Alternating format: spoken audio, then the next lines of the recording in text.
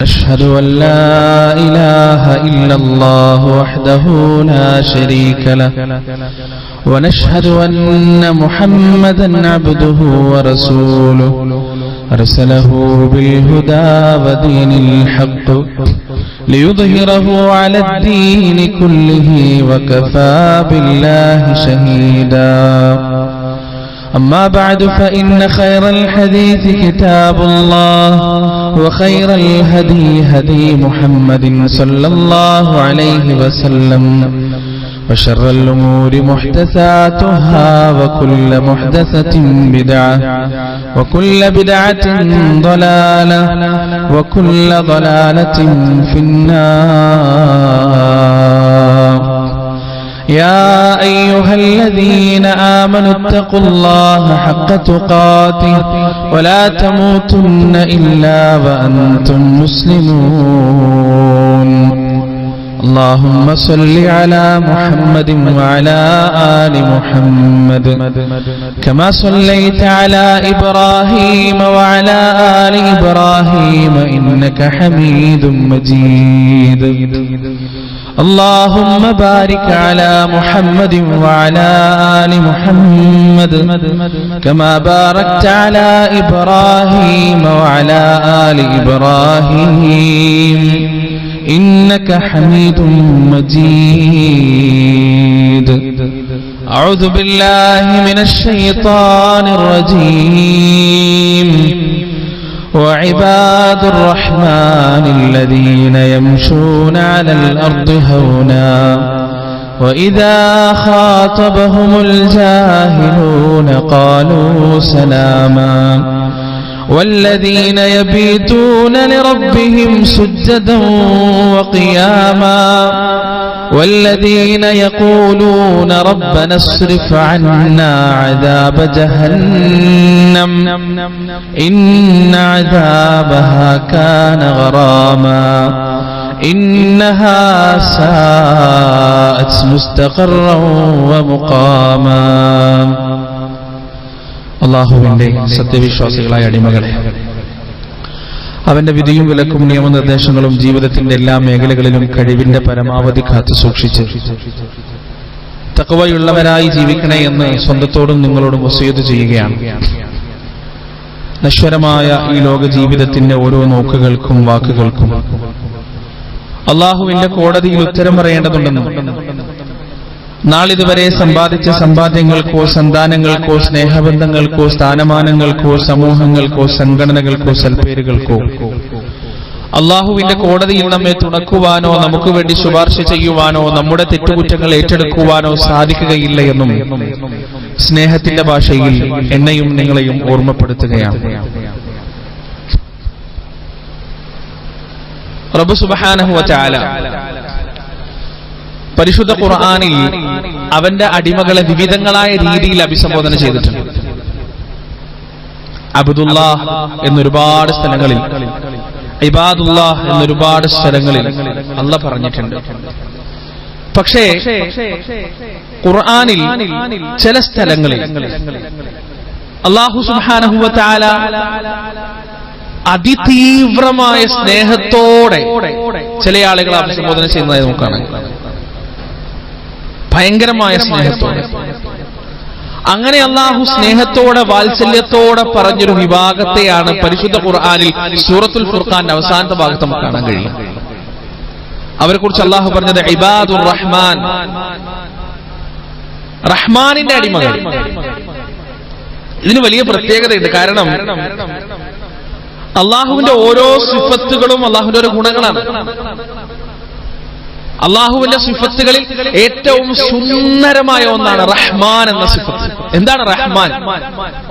നമ്മൾ സാധാരണഗതിയിൽ പരിശുദ്ധ ഖുർആന്റെ അർത്ഥം പറയുമ്പോൾ പറയും പരമകാരുണികനും കരുണാനിധിയുമായവൻ. എന്താണ് പരമകാരുണികൻ? പരമത്തിനോടും കാരുണ്യം കാണിക്കുന്നവൻ, എല്ലാ ജീവജാലങ്ങളോടും കാരുണ്യം കാണിക്കുന്നവൻ, എല്ലാ മതസ്ഥരോടും കാരുണ്യം കാണിക്കുന്നവൻ, പാപം ചെയ്യുന്നവരോടും പാപം ചെയ്യാത്തവരോടും, നിസ്കരിക്കുന്നവനോടും നിസ്കരിക്കാത്തവനോടും, അനുസരിക്കുന്നവനോടും അനുസരിക്കാത്തവരോടും, കീഴ്പ്പെടുന്നവനോടും കീഴ്പ്പെടാത്തവനോടും എല്ലാം ഒരുപോലെ കാരുണ്യം കാണിക്കുന്ന റബ്ബിന്റെ സിഫത്താണ് അർ റഹ്മാൻ. 40 കൊല്ലം പള്ളിയുടെ ചെരുവിൽ കിടന്നുറങ്ങിയിട്ട് ഒറ്റ വട്ടം പോലും സുബഹി നിസ്കാരത്തിന് പള്ളിയിൽ വരാത്തവരും പടച്ചോൻ കൊടുക്കും അന്നം, അള്ള കൊടുക്കും വെള്ളം, അള്ള കൊടുക്കും വായു, അള്ള കൊടുക്കും ജീവശ്വാസം. അതിനെയാണ് റഹ്മാൻ എന്ന് പറയുക. ആയിരക്കണക്കിന് ആളുകൾ കൂടുന്ന സദസ്സുകളിൽ റബ്ബുൽ ഇസ്സത്തായ പടച്ച റബ്ബിനെ പച്ചക്ക് തെറി പറയുന്ന തെമ്മാടികളായ മനുഷ്യർക്കും അല്ലാഹു നൽകും അന്നവും വെള്ളവും വായുവും. അതിനെയാണ് റഹ്മാൻ എന്ന് പറയുന്നത്. സുന്ദരമായ സിഫത്ത്, വൈരാഗ്യങ്ങളില്ലാത്ത, പകയില്ലാത്ത, സ്പർദ്ധയില്ലാത്ത, അതിവിശാലമായ വാത്സല്യത്തിന്റെയും കാരുണ്യത്തിന്റെയും ആകാശത്തിനെയാണ് യഥാർത്ഥത്തിൽ റഹ്മാൻ എന്ന സിഫത്തിലൂടെ പടച്ച റബ്ബ് കണക്കാക്കുന്നത്. ആ റഹ്മാന്റെ അടിമകൾ ചെറിയ കാര്യമൊന്നല്ല. ഇബാദുർ റഹ്മാൻ, റഹ്മാനിന്റെ അടിമകൾ ഏതുപോലെ എന്നറിയോ? ഉമ്മയും വാപ്പയും സ്നേഹത്തോടെ പറയും ബാപ്പാന്റെ മോൻ, ഉമ്മാന്റെ മോൻ, ബാപ്പാന്റെ മോള്, ഉമ്മാന്റെ മോൾ. അത് അവർക്ക് ഏറ്റവും കൂടുതൽ സ്നേഹം കൂടുന്ന സമയത്ത് പറയുന്നതാണ്. അതുപോലെയാണ് അല്ലാഹു ഇവിടെ പറഞ്ഞത് ഇബാദുർ റഹ്മാൻ, പരമകാരുണികന്റെ അടിമകൾ. ആ അടിമകളെ കുറിച്ച് അല്ലാഹു സുബ്ഹാനഹു വ തആല വിശദീകരിക്കുകയാണ്. വല്ലാത്ത വിശദീകരണമാണ് പ്രിയപ്പെട്ടവരെ പരിശുദ്ധ ഖുർആനിന്റെ. അല്ലാഹുവിന്റെ സ്നേഹസമ്പന്നമായ വിശദീകരണങ്ങൾ കേട്ടാൽ നമ്മുടെ ഹൃദയം തകരണം, നമ്മുടെ കണ്ണുകൾ നിറയണം. അവിടെ സങ്കടത്തോടെ, ആദരവോടെ, നന്ദിയോടെ, ബഹുമാനത്തോടെ റബ്ബിന്റെ മുന്നിൽ സുജൂദ് ചെയ്യാൻ നമുക്ക് കഴിയണം. സർവ്വവും സമർപ്പിക്കാൻ നമുക്ക് കഴിയണം. അല്ലാഹു പറയാണ് പരിശുദ്ധ ഖുർആനിൽ സൂറത്തുൽ ഫുർഖാനിന്റെ അവസാന ഭാഗത്ത് വഇബാദുർ റഹ്മാൻ الذين يمشون على الأرض هونا وإذا خاطبهم الجاهلون قالوا سلاما. عباد الرحمن പരമകാരുണികന്റെ അടിമകൾ അവരെങ്ങനെയുള്ളവരാണ്? الذين يمشون على الأرض هونا, അവർ ഭൂമിയിലൂടെ താഴ്മയോടെ നടക്കുന്നവരാണ്, തവാദുഓടെ നടക്കുന്നവരാണ്, അഹങ്കാരമില്ലാതെ, ധിക്കാരമില്ലാതെ പടച്ചറപ്പിന്റെ മുന്നിലായാലും സൃഷ്ടികളുടെ മുന്നിലായാലും താഴ്മയോടെ നടക്കുന്നവരാണ്. വഇദാ ഖാതബഹുമുൽ ജാഹിലൂന ഖാലൂ സലാമാ.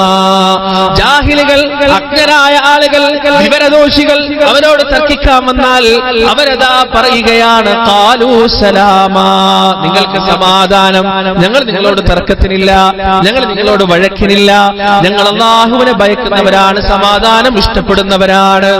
ഒന്നാമത്തെ 2 ക്വാളിറ്റി ആയിട്ട് അല്ലാഹു സുബ്ഹാനഹു വ തആല എടുത്തു പറഞ്ഞതാണ്. ഈ വിഷയം, 2 വിഷയം ശരിക്കും നമ്മൾ പഠിക്കണം. യംശൂന അലൽ അർദി ഹൗന, താഴ്മയോടെ ഭൂമിയിൽ നടക്കുന്നവർ. എന്താണ് താഴ്മ പ്രിയപ്പെട്ടവരെ? എന്താണ് താഴ്മ? നിങ്ങൾക്കറിയോ? ഒന്ന് പുഞ്ചിരിക്കുന്നത് താഴ്മയാണ്, സലാം പറയുന്നത് താഴ്മയാണ്. ജീവിതത്തിന്റെ എല്ലാ മേഖലകളിലും നമ്മുടെ സ്വഭാവത്തിൽ ഉണ്ടായിരിക്കേണ്ട വലിയൊരു ഗുണമാണ് താഴ്മ. ഒറ്റ വണ്ടിക്ക് മാത്രം പോകാൻ സ്ഥലമുള്ള ഒരു റോഡിലൂടെ 2 വണ്ടികൾ ഓപ്പോസിറ്റ് വരികയാണ്.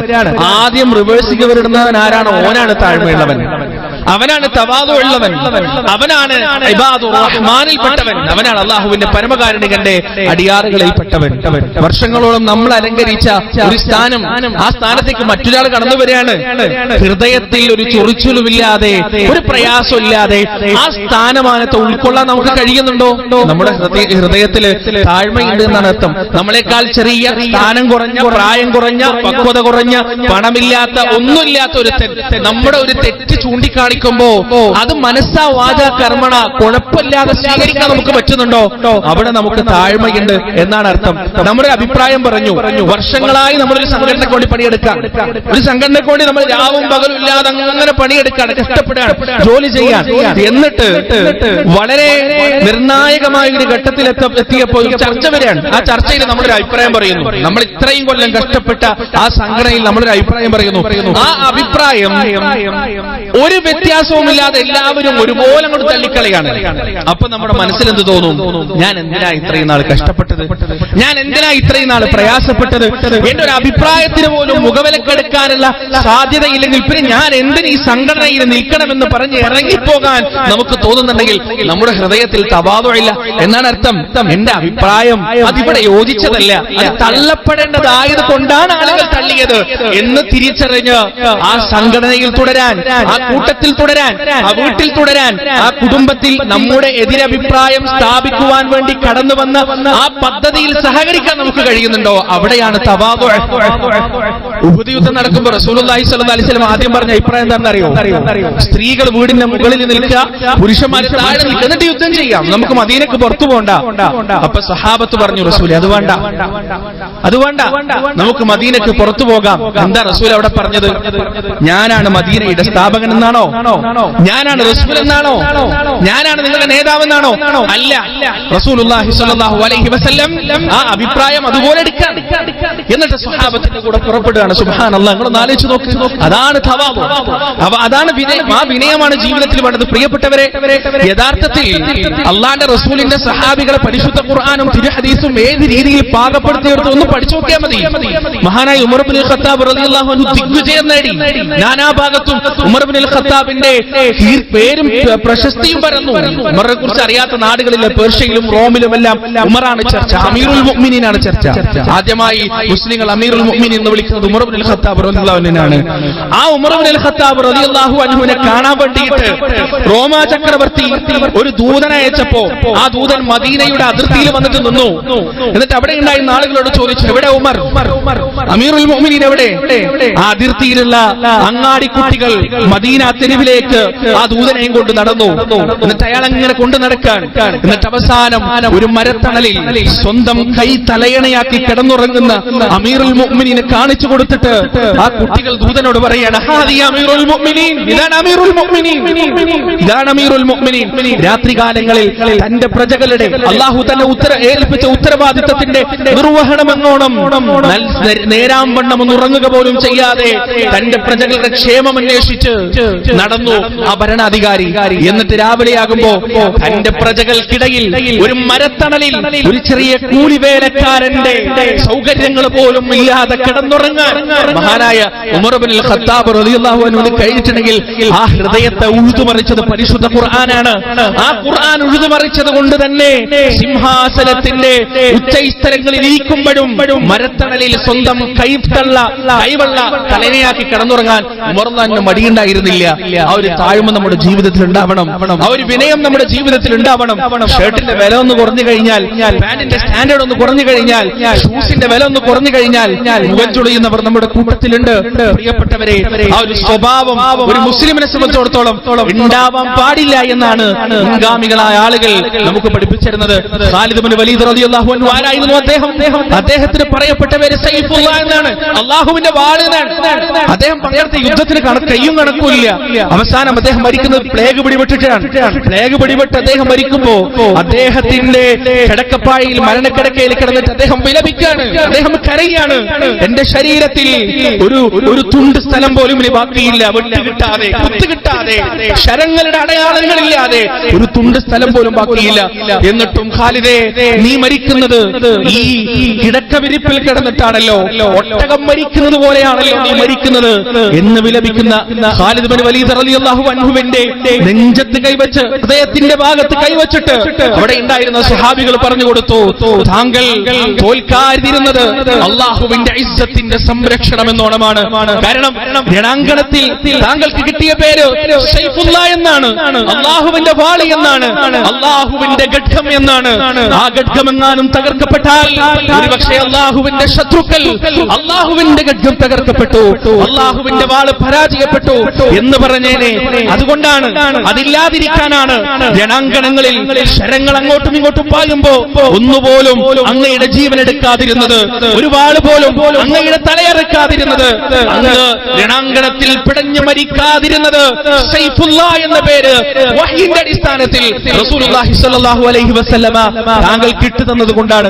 ആ ഖാലിദ് ഇബ്നു വലീദ് റളിയല്ലാഹു അൻഹു, അബൂബക്കർ സിദ്ദീഖ് റളിയല്ലാഹു അൻഹുവിനാൽ നായകത്വം നൽകപ്പെട്ട ഖാലിദ് ഇബ്നു വലീദ് റളിയല്ലാഹു അൻഹു പങ്കെടുത്ത യുദ്ധങ്ങളിൽ മുഴുവൻ 100 പേനി വിജയം നേടിയ ഖാലിദ് ഇബ്നു വലീദ് റളിയല്ലാഹു അൻഹു. ആ ഖാലിദ് ഇബ്നു വലീദ് റളിയല്ലാഹു അൻഹുവിനെതിരെ ഒരു പരാതി വരികയാണ് ഉമർ റളിയല്ലാഹുവിന്റെ കാലഘട്ടത്തിൽ.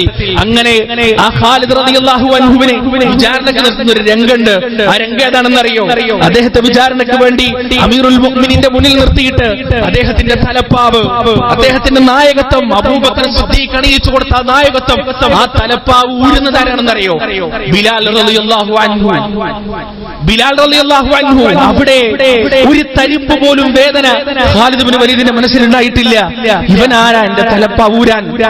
ഇന്നലകളുടെ ചരിത്രം പറയാനില്ലാത്ത, തറവാടില്ലാത്ത, ഔന്നത്യമില്ലാത്ത, ഗോത്രവർഗത്തിന്റെ പിൻബലമില്ലാത്ത ഇവൻ ആരാണ് എന്റെ തലപ്പാവൂരാൻ എന്ന ചിന്തയുടെ ഒരു ലാഞ്ചന പോലും മഹാനായ ഖാലിദ് ഇബ്നു വലീദ് റളിയല്ലാഹു അൻഹുവിന്റെ ഹൃദയത്തിലൂടെ കടന്നുപോയിട്ടില്ല. മാത്രമല്ല പ്രിയപ്പെട്ടവരെ, അത് കഴിഞ്ഞിട്ട് ഒരു സാധാരണ പടയാളിയായി, ഒരു സാധാരണ സൈന്യമായി ഉമർ റളിയല്ലാഹു അൻഹു നിശ്ചയിച്ച സൈന്യാധിപന്റെ കീഴിൽ നിന്ന് യുദ്ധം ചെയ്യാൻ ഖാലിദ് ഇബ്നു വലീദ് റളിയല്ലാഹു അൻഹു തയ്യാറായി എന്നുള്ളതാണ്.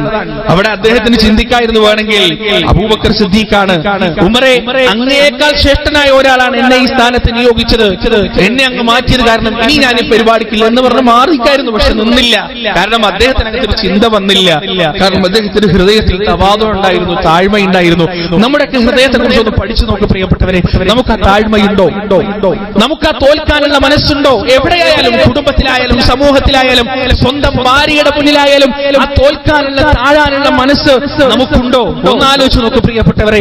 ചെറിയ ചെറിയ കാരണം പറഞ്ഞിട്ട് വർഷങ്ങളോളം തമ്മിൽ തെറ്റി നിൽക്കുന്ന എത്ര കുടുംബക്കാരുണ്ട്, എത്ര കൂട്ടുകാരുണ്ട്. എത്ര തന്നെ മസ്ലഹത്തിന് ശ്രമിച്ചാലും, എത്ര തന്നെ സുൽഹ് ഉണ്ടാക്കാൻ ശ്രമിച്ചാലും അതിനൊന്നും കീഴ്വഴങ്ങാതെ തെറ്റിയതുപോലെ നിലനിൽക്കുന്ന എത്ര ആളുകളുണ്ട്. അവർക്കൊക്കെ പരിശുദ്ധ ഇസ്ലാമിൽ വ്യക്തമായ മാതൃക സഹാബത്തും റസൂലുള്ളാഹി സ്വല്ലല്ലാഹു അലൈഹി വസല്ലം കാണിച്ചു തന്നിട്ടില്ലേ? ഇനി വേണ്ട, റസൂലുള്ളാഹിന്റെ ജീവിതം നിങ്ങൾ എടുത്തു നോക്ക്. വീട്ടിലേക്ക് പലഹാരപാത്രം കൊണ്ടുവന്നപ്പോ ആയിഷ റളിയല്ലാഹു അൻഹ തട്ടിയിട്ട് താഴെ വീണ് പാത്രം പൊട്ടി. എന്താ റസൂലുള്ളാഹി സ്വല്ലല്ലാഹു അലൈഹി വസല്ലം ചെയ്തത്? അദ്ദേഹം ചിന്തിച്ചോ, ഞാനൊരു പ്രവാചകൻ, ഞാനൊരു ഭർത്താവ്, എന്നോട് ഇത്രയും വലിയ ധിക്കാരപരമായ നിലപാടെടുക്കാൻ ആയിഷ നിനക്ക് എങ്ങനെ കഴിഞ്ഞു എന്നല്ല റസൂൽ ആലോചിച്ചത്. ഒന്നും മിണ്ടിയില്ല റസൂൽ, അവിടെ ഇരുന്നു. നമ്മളാണെങ്കിൽ നമ്മുടെ കൂട്ടുകാരുടെ വീട്ടിലെങ്ങനെ ഇങ്ങനെ ഒരു സംഭവം നടന്നാല് നമ്മൾ എന്താ അവനെ കുറിച്ച് പറയാ? ഓൻ തന്നെയാണ് പറയാ, പെണ്ണിനെ പേടിക്കുന്നവനാണെന്ന് പറയാ, അങ്ങനെയാണ് പറയാ. പക്ഷെ റസൂലുള്ളാഹിക്ക് തോന്നിയിട്ടില്ല താൻ ഒരു പെൺകോന്തനാണെന്ന്. കൂടെ നിൽക്കുന്ന സ്വഹാബത്തിനും തോന്നിയിട്ടില്ല റസൂൽ ഒരു പെൺകോന്തനാണെന്ന്. കൂടെ ജീവിക്കുന്ന ഭാര്യമാർക്കും തോന്നിയിട്ടില്ല റസൂൽ ഒരു പെൺകോന്തനാണെന്ന്. അവിടെ പ്രവാചകൻ ആ പാത്രത്തിന്റെ ചീളുകൾ പെറുക്കിയെടുത്ത് കൈവെള്ളയിലേക്ക് വെക്കുമ്പോ സങ്കടത്തിന്റെ സാഗരം മണപ്പല്ല് കൊണ്ട് കടിച്ചു പിടിച്ച് നമ്മുടെ ഉമ്മ ആയിഷത്തു സിദ്ദീഖ റളിയല്ലാഹു അൻഹ പ്രവാചകന്റെ മുട്ടോട് തന്റെ മുട്ട് ചേർത്ത് വെച്ചിരുന്ന് കരയുകയാണ്. എന്നിട്ട് അവർ പറയുകയാണ്, റസൂലെ എനിക്ക് നിങ്ങൾ പുറത്തു തരണം, എനിക്ക് നിങ്ങൾ മാപ്പ് നൽകണം. അപ്പോഴാണ് പ്രവാചകൻ സല്ലല്ലാഹു അലൈഹി വസല്ലം ആയിഷ റളിയല്ലാഹു അൻഹയുടെ മുടിയിഴകൾക്കിടയിലൂടെ തന്റെ വിരലുകൾ പ്രവേശിപ്പിച്ച് പറയുന്നത്, ആയിഷ എനിക്ക് ഞാൻ പുറത്തു തന്നിട്ടില്ലെങ്കിൽ വേറെ ആര് പുറത്തു തരാനാണ്? മനസ്സാക്ഷിയുള്ള മനസ്സുകൾ ഏറ്റവും വലിയ പരാജയം സമ്മതിക്കുന്നത് താഴ്ന്നു കൊടുക്കാൻ തയ്യാറാകുമ്പോഴാണ്. യഥാർത്ഥ മനുഷ്യന്റെ ഇസ്സത്ത് പർവ്വതത്തോളം ഉയരുന്നത് താഴ്ന്നു കൊടുക്കാൻ തയ്യാറാകുമ്പോഴാണ്, തോറ്റു കൊടുക്കാൻ തയ്യാറാകുമ്പോഴാണ്. കുടുംബ ബന്ധങ്ങൾ സുന്ദരമായ പുഷ്പങ്ങൾ പോലെ വിരിഞ്ഞാടുന്നത് താഴ്ന്നു കൊടുക്കാനും തോറ്റു കൊടുക്കാനും തയ്യാറുള്ളപ്പോഴാണ്. എന്നിട്ട് അല്ലാഹു സുബ്ഹാനഹു വ തആല ആ താഴ്മയുടെ ബാക്കി പത്രം പറയാണ്, വഇദാ ഖാതബഹുമുൽ ജാഹിലൂന ഖാലൂ സലാമാ. വിവരദോഷികളായ ആളുകൾ, വിവരമില്ലാത്ത മനുഷ്യർ എന്തെങ്കിലും കാര്യം കൊണ്ട് അവരോട് തർക്കിക്കാൻ വന്നാൽ അവർ പറയും ഖാലൂ സലാമാ, ഞങ്ങൾ തോറ്റു, ഞങ്ങൾക്ക് ജയിക്കണ്ട. കാരണം പ്രിയപ്പെട്ടവരെ, തർക്കങ്ങൾ രണ്ട് രീതിയിലുണ്ട്. മനുഷ്യന്മാര് രണ്ട് കാര്യത്തിനാണ് തർക്കിക്കുക. ഒന്ന് കാര്യം അറിയാൻ വേണ്ടിയാണ്, അവിടെ നമുക്ക് അവരോട് തർക്കിക്കാം, ന്യായങ്ങൾ ബോധ്യപ്പെടുത്താൻ വേണ്ടി അവരോട് സംസാരിക്കാം. രണ്ടാമത്തത് ജയിക്കാൻ വേണ്ടിയാണ്. ജയിക്കാൻ വേണ്ടി സംസാരിക്കുന്ന ആളോട് സംസാരിക്കേണ്ട ബാധ്യത മുസ്ലിമിനില്ല. സംസാരിക്കാതിരിക്കലാണ് ഏറ്റവും ഉത്തമം. ഓനെ കൊണ്ട് തോറ്റു കൊടുത്തേക്ക്. നിങ്ങൾ ഈ അടുത്ത് ജനുവരി 9 കഴിഞ്ഞ സംവാദത്തിൽ എം അക്ബറിന്റെ ഏറ്റവും ഇഷ്ടപ്പെട്ട അദ്ദേഹത്തിന്റെ ഒരു പ്രസ്താവനയായിരുന്നു. നിങ്ങൾ കേട്ടിട്ടുണ്ടോ? അദ്ദേഹം പറഞ്ഞെന്താണ്? ഞാൻ തോറ്റാൽ ജബ്ബാർ മാഷ് ആത്യന്തികമായ വിജയം നേടാൻ അദ്ദേഹത്തിന് കഴിയുമെങ്കിൽ ഞാനിവിടെ തോറ്റുതരാം, ഞാനിവിടെ പരാജയപ്പെട്ടു തരാം. സുബ്ഹാനല്ലാഹ്, വല്ലാത്ത വാക്കാണത്. അദ്ദേഹത്തോട് ചോദിക്കാം, നിങ്ങൾ തോറ്റുതരണോ? നിങ്ങൾക്ക് തോറ്റുതരാം, തോക്കാൻ ഞങ്ങൾക്ക് മടിയില്ല. പക്ഷേ ആത്യന്തികമായ വിജയം നിങ്ങൾ നേടണം, പരലോകത്ത് നിങ്ങൾ വിജയിക്കണം. അങ്ങനെ ഒരു താഴ്മ അദ്ദേഹം അവിടെ കാണിക്കാൻ തയ്യാറായത് കൊണ്ടാണ് പ്രിയപ്പെട്ടവരെ കേരളക്കരയിലെ നന്ന നശിച്ചുപോയിട്ടില്ലാത്ത മുസ്ലിം ഉമ്മത്തിന്റെ ഹൃദയത്തിൽ മുഴുവനും നമുക്ക് ഒരു സ്ഥാനം നേടിയത്. ആ സംവാദം ഇസ്ലാമിന്റെ ഇസ്സത്ത് വളർത്തുന്നതായി മാറിയത് അതുകൊണ്ടാണ്. അല്ലാഹു സുബ്ഹാനഹു വ തആല ഇനിയും അങ്ങനെയുള്ള പ്രവർത്തനങ്ങളിൽ മുന്നേറാൻ ദായികളായ ആളുകൾക്ക് തൗഫീഖ് നൽകുമാറാകട്ടെ. തർക്കിക്കുന്ന ഒരാൾക്ക് വിട്ടുകൊടുക്കാൻ തന്നെ വലിയ കാര്യമാണ്. ചില ആളുകൾ തർക്കിക്കുന്നുണ്ടിട്ടില്ലേ, ഒരു വിവരവും വിഷയത്തെ കുറിച്ചുണ്ടാവില്ല, എന്നാൽ തർക്കിക്കും. ولا تقف ما ليس لك به علم إن السمع والبصر والفؤاد كل أولئك كان عنه مسؤولا. വിവരമില്ലാത്തതിനെ കുറിച്ച് സംസാരിക്കുക അല്ലാഹുവിന്റെ വാക്കാണ്. നിനക്ക് ശരിക്കും വിവരമില്ലാത്തതിനെ കുറിച്ച് നീ വെറുതെ സംസാരിക്കാൻ നിൽക്കരുത്. ആരോടാണ് പറഞ്ഞത്? റസൂലുള്ളാഹി സ്വല്ലല്ലാഹു അലൈഹി വസല്ലം. റസൂലിന്റെ സ്വഭാവമുള്ളത് കൊണ്ടല്ല, അല്ലാഹു മാലോകരെ മുഴുവനും ഉപദേശിച്ചതാണ്. തർക്കിക്കുന്ന സ്വഭാവം നമുക്ക് നല്ലതല്ല. ആ തർക്കം വേർതിരിച്ചറിയാൻ നമുക്ക് കഴിയണം. അറിയാനാണോ സംസാരിക്കുന്നത്, അവനോട് നമുക്ക് സംസാരിക്കാം. വിജയിക്കാനാണോ സംസാരിക്കുന്നത്, വിജയിച്ചു, ഒരു പ്രശ്നമില്ല, ഞങ്ങൾ തോറ്റേരാം. കാരണം നിന്നോട് ജയിച്ചിട്ട് ഇവിടെ വലിയ വേൾഡ് കപ്പ് ഒന്നും കിട്ടാൻ പോകുന്നില്ല, അല്ലെങ്കിൽ സ്വർഗം കിട്ടാൻ പോകുന്നില്ല, വേറൊന്നും വലിയ നേട്ടങ്ങളൊന്നും ഉണ്ടാകാൻ പോകുന്നില്ല. അതുകൊണ്ട് ജയിക്കാൻ നമ്മൾ നീന്നെ ജയിച്ചു, നമ്മൾ തോറ്റേരാം എന്ന് പറഞ്ഞ് പിരിഞ്ഞു പോകുന്ന സലാമ എന്ന വാക്ക് മാത്രമല്ല, അതൊരു പ്രവൃത്തിയും കൂടിയാണ്.